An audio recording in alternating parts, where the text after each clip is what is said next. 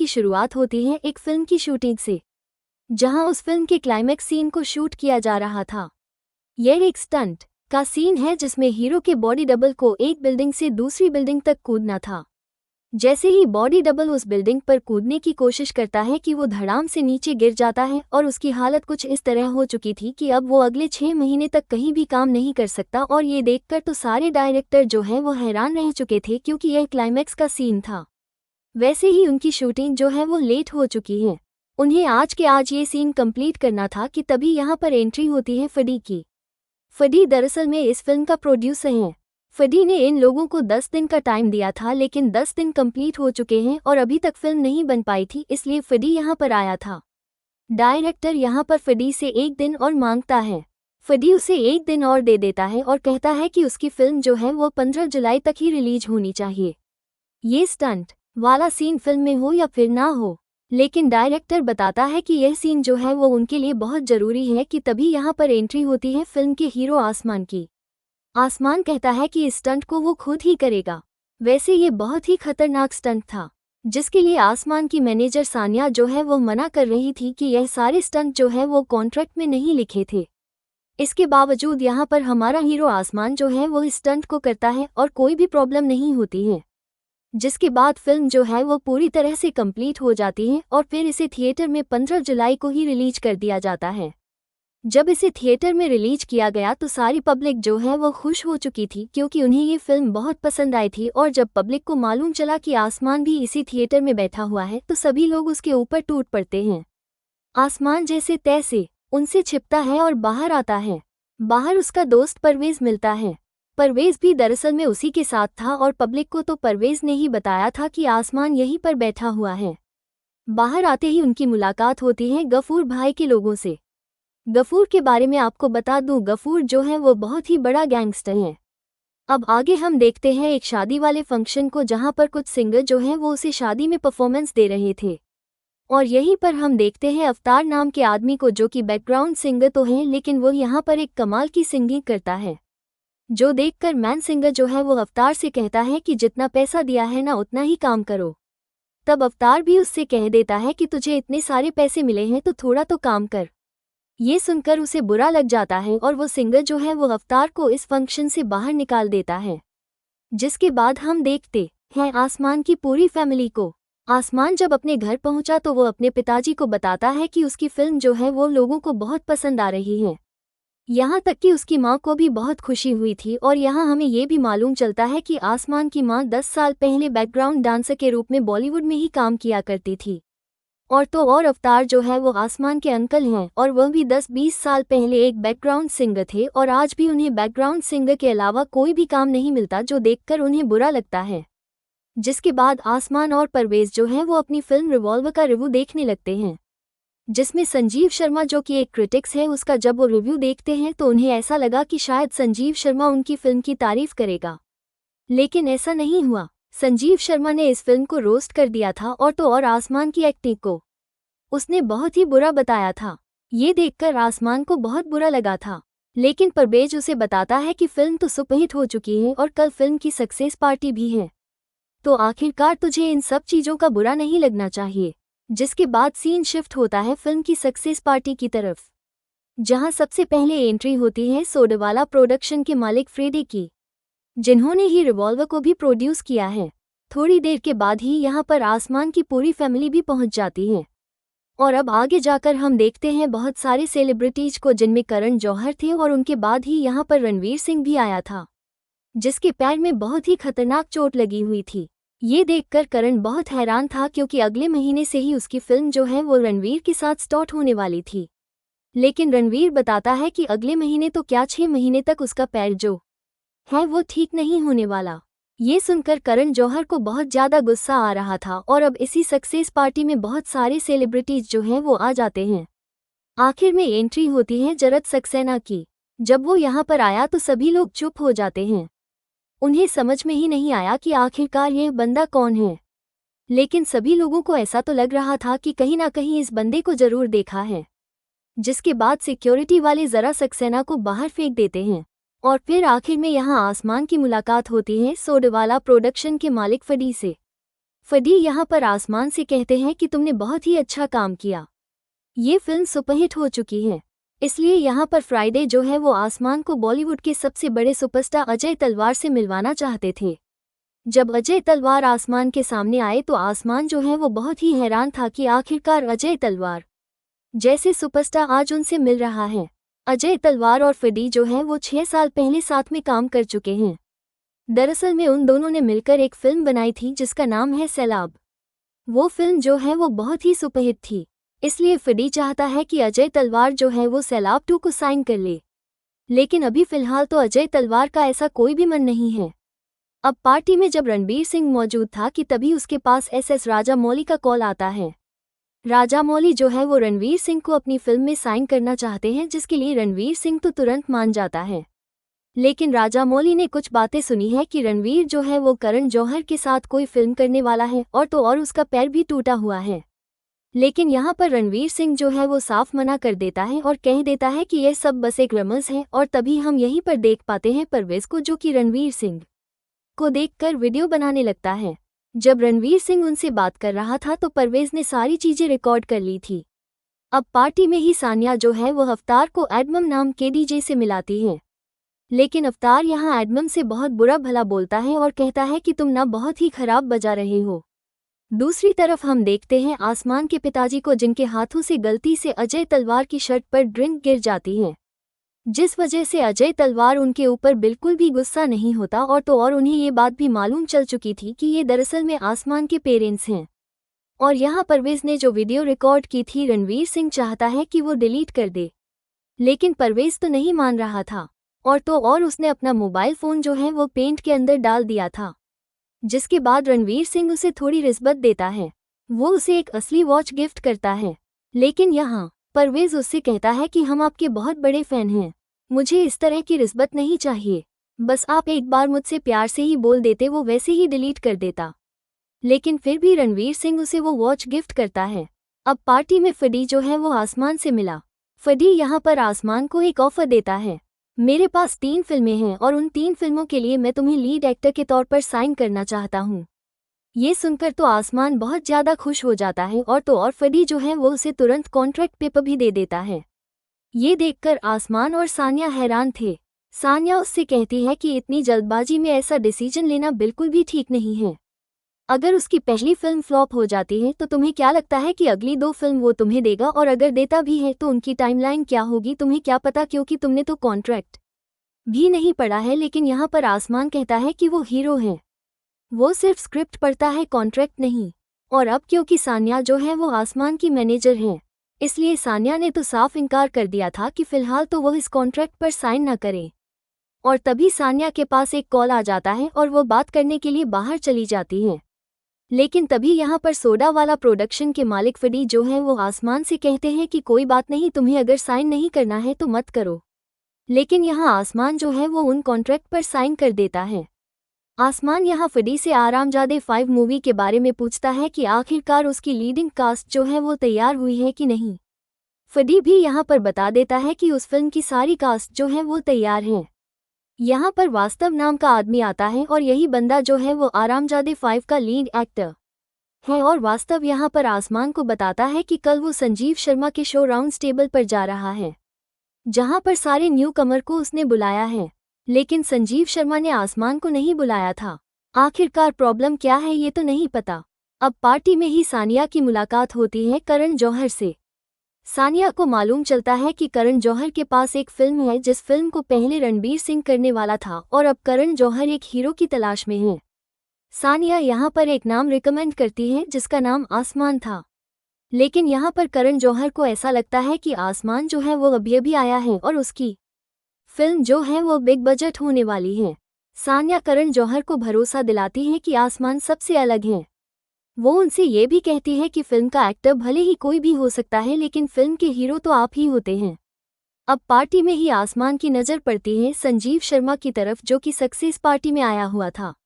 आसमान उसके पास जाता है और कहता है कि फिल्म तो तुम्हें बिल्कुल पसंद नहीं आई थी, तो आखिरकार फिल्म की सक्सेस पार्टी में आप यहाँ पर क्या कर रहे हैं?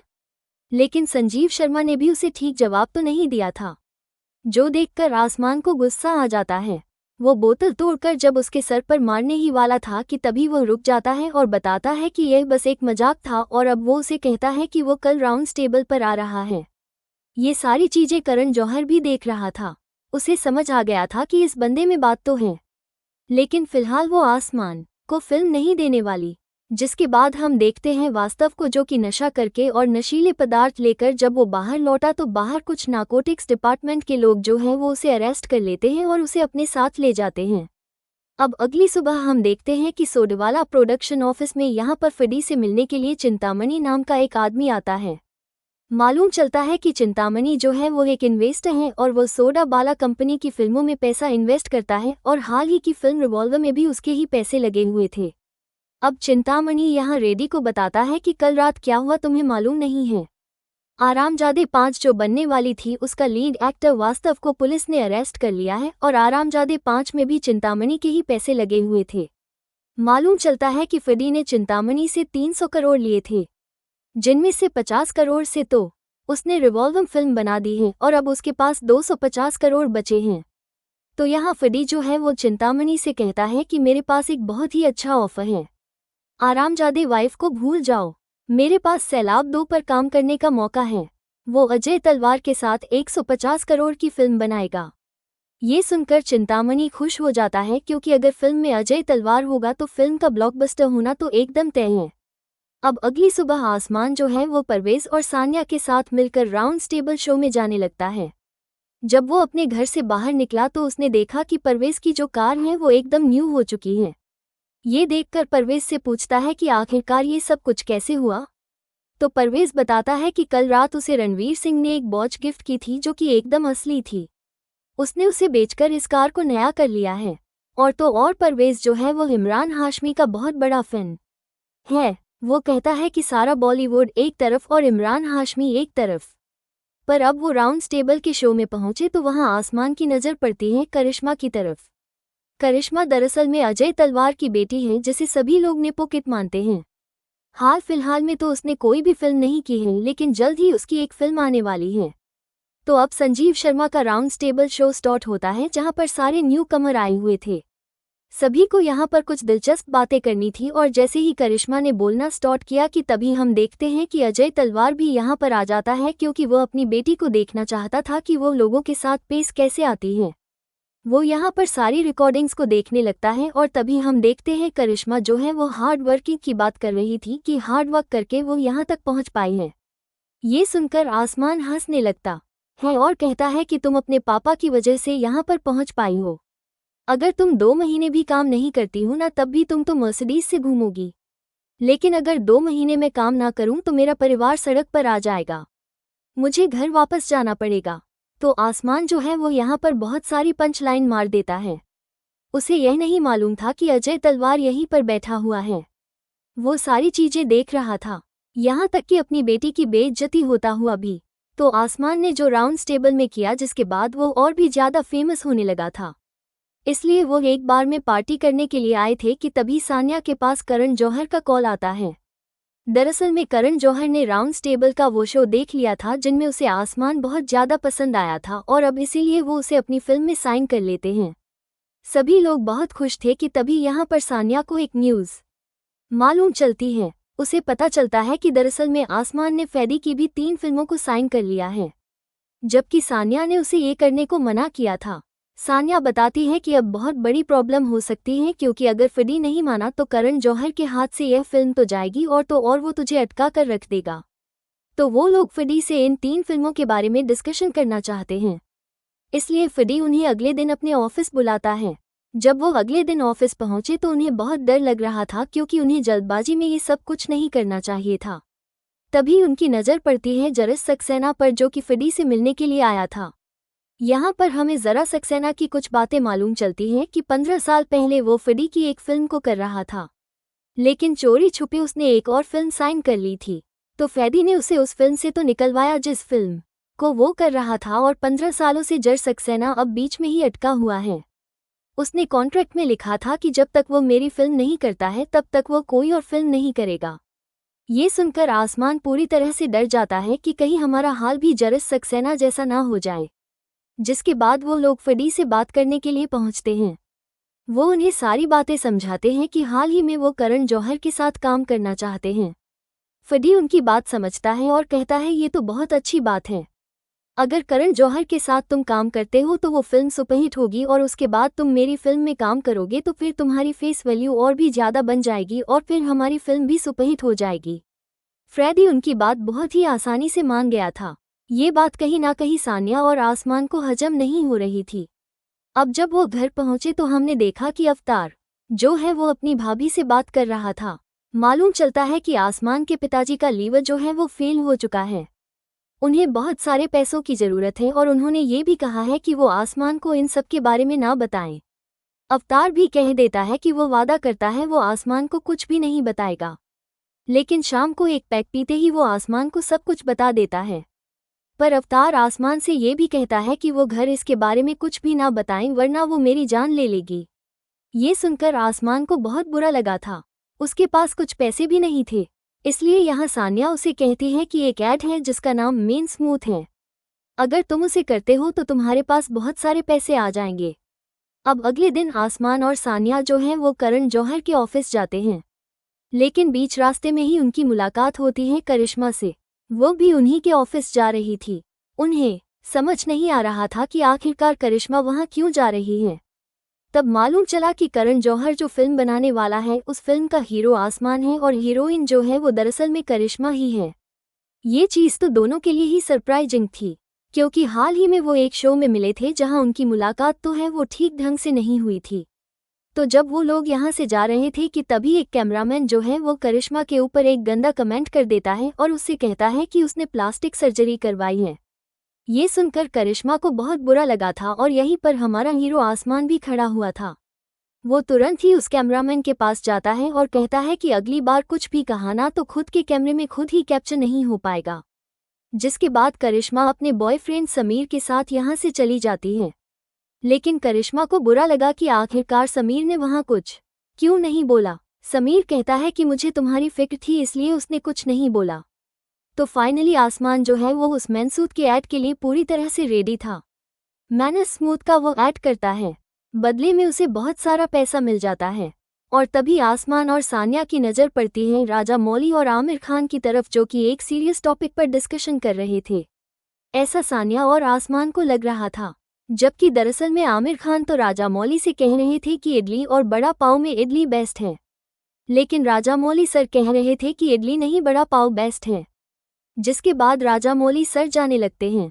वो आमिर खान से कहते हैं कि बात खत्म नहीं हुई है, यहीं से स्टार्ट होगी। जिसके बाद आमिर खान जो है वो आसमान को अपने पास बुलाते हैं और पूछते हैं इडली और बड़ा पाव में क्या बेस्ट है। यहाँ पर आसमान बड़ा पाव बोलता है। ये सुनकर आमिर खान को बिल्कुल अच्छा नहीं लगा और वो उससे हट करके यहाँ से चले जाते हैं। अब आगे हम देखते हैं कि जब आसमान, अवतार और परवेज जब सभी लोग एक ही जगह पर थे तो अवतार जो है वो आसमान को अपना बनाया हुआ एक गीत सुनाना चाहता था। जब वो सॉन्ग बज रहा था कि तभी यहाँ पर बादशाह आ जाता है। बादशाह के आते ही अवतार जो है वो अपना सॉन्ग बंद कर देता है। बादशाह कहता है कि अच्छा हुआ बंद कर दिया वरना कानों से खून आने वाला था। दरअसल में अवतार जो है वो एक क्लासिकल सिंगर है और उसने काफ़ी पुराना सॉन्ग गाया था। इसी वजह से किसी को भी वो सॉन्ग पसंद नहीं आ रहा था। बादशाह यहाँ सिर्फ और सिर्फ आसमान से सिर्फ हाय बोलने के लिए आया था। जिसके बाद वो यहाँ से चला गया। अवतार सानिया से कहता है कि उसका कुछ नहीं होने वाला। उसे ऐसा लगता है कि उसे सिंगिंग जो है वो छोड़ देनी चाहिए। ये पेनड्राइव में जो सॉन्ग है वो उसे भी फेंक देता है, लेकिन सानिया उसे अपने पास रख लेती है। अब आगे हम देखते हैं अजय तलवार को जो कि करण जौहर के पास कॉल करता है। दरअसल में अजय तलवार चाहता है कि आसमान की जगह पर करण जौहर जो है वो कोई और हीरो भी ले सकता था, लेकिन करण जौहर कहता है कि उसने आसमान को देख लिया है। वो बहुत ही कमाल का एक्टर है। उसकी जो फिल्म होने वाली है वो एक रोमांटिक एक्शन वाली फिल्म होने वाली है जिसमें भर भर के बोल्ड सीन भी होने वाले हैं। ये सुनकर अजय तलवार को बिल्कुल भी अच्छा नहीं लगा था, क्योंकि उसकी बेटी की वो पहली फिल्म होने वाली है और तो और हीरो जो है वो आसमान होने वाला है। अब आगे हम देखते हैं कि अजय तलवार को एक अवार्ड मिलने वाला था, इसलिए वो सभी लोग वहां जा रहे थे। लेकिन अजय तलवार का एक बेटा है जिसका नाम सौमिक है और वो बहुत ही बदतमीज है। वो किसी से भी ठीक ढंग से बात नहीं करता। ये सारी चीजें देखते हुए अजय तलवार को बिल्कुल भी अच्छा नहीं लगता। अब ये सभी लोग एयरपोर्ट की तरफ निकलते हैं जहां मालूम चलता है कि फ्लाइट जो है वो 40 मिनट लेट है। तभी यहाँ पर करिश्मा की मुलाकात आसमान से होती है जो कि एयरपोर्ट के स्टोर पर ही एक परफ्यूम खरीद रहा था। यहाँ उन दोनों की मुलाकात होती है और उन दोनों की बातों से हमें ऐसा लगता है कि कहीं ना कहीं दोनों के बीच अब सारी चीज़ें जो है वो ठीक हो चुकी हैं और वो अच्छे दोस्त भी बन चुके हैं। दरअसल में आसमान जो है वो अपने घर वापस आ रहा था क्योंकि उसके पिता की तबीयत बिल्कुल भी ठीक नहीं है। वो यहाँ पर आकर अपनी फैमिली वालों से मिला। आसमान ने यहाँ अपनी माँ को पैसे दिए ताकि उसके पिता का लीवर का इलाज हो सके। अब खाना खाने के बाद आसमान और उसके पिता जो हैं वो वॉक पर जाते हैं, जहाँ पर आसमान के पिता आसमान को समझाते हैं कि तू आसमान है, इस इंडस्ट्री में रहने के बाद तू कभी भी अपना सर जो है वो झुकाना मत। भले ही सर को कटा देना लेकिन झुकाने के बारे में कभी भी मत सोचना। अब जब वो बात कर ही रहे थे कि तभी आसमान के पास फडी का कॉल आता है जो कि उसे किसी अर्जेंट काम के लिए अपने पास बुलाता है। दूसरी तरफ हम देखते हैं फडी को जो कि अपनी फिल्म के काम में लगा हुआ था और तभी हम यहाँ पर एक फैशन डिजाइनर को देख पाते हैं जिससे फडी की बहस हो जाती है और वो फैशन डिजाइनर भी यहाँ फडी से ठीक ढंग से बात नहीं करती। ये देखकर फैदी को गुस्सा आ जाता है और वो उस फैशन डिजाइनर को लात मार देता है। वो कहता है कि वो किसी भी औरत पर हाथ नहीं उठाता। अब थोड़ी देर के बाद ही यहाँ पर आसमान आ जाता है। आसमान यहाँ फडी से जानना चाहता था कि आखिरकार ऐसा कौन सा अर्जेंट काम है। फ्री यहाँ आसमान से कहता है कि तूने जो करण जौहर की फिल्म साइन की है तो इस फिल्म को नहीं करेगा। ये सुनकर आसमान हैरान था क्योंकि कुछ दिन पहले ही तो फडी ने कहा था कि वो उसकी फिल्म कर सकता है। ये सुनकर उसे अच्छा नहीं लगा और आसमान ने साफ इनकार कर दिया कि वो करण जौहर की फिल्म करेगा। वो आपकी बात नहीं मानेगा और तो और वो उस कॉन्ट्रैक्ट को भी फाड़ देता है और यहाँ से जाने लगता है। तभी फडी उसे बहुत ही गंदी बात बोल देता है जो देखकर आसमान को गुस्सा आ जाता है। वो उसे भी एक जोरदार लात मारता है और जब वो उसे घूसा मारने ही वाला था कि तभी वो फडी से कहता है कि वो भी औरतों के ऊपर हाथ नहीं उठाता। जिसके बाद आसमान यहाँ से जाने लगता है। आसमान ने भले ही कॉन्ट्रैक्ट फाड़ दिया हो लेकिन उसे मालूम है कि फडी जो है वो कोई लीगल एक्शन ले सकता है, लेकिन हाल ही में उसके पिता ने समझाया है कि झुकना नहीं है, इसी वजह से आसमान यहाँ नहीं झुका। इसी के साथ वेब सीरीज का पहला पार्ट यहीं पर समाप्त होता है।